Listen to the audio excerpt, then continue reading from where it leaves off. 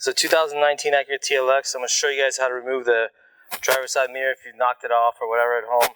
You have to take the door panel off first and watch the video on the door panel, and then, show you guys how to remove the mirror. Since the door panel's already off, this panel right here, it's kind of just, it's plastic. It just comes off. I mean, there's no, it's like it just hugs it. Behind it is 310s and a plug.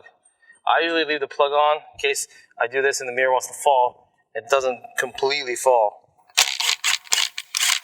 1, 2, 3.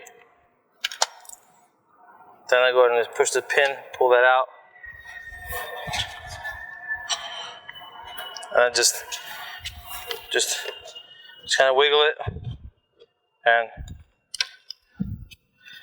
it'll come out. Very simple way of removing the mirror on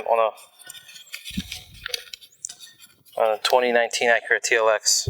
It's actually a nice mirror. If you guys need the part, give us a call.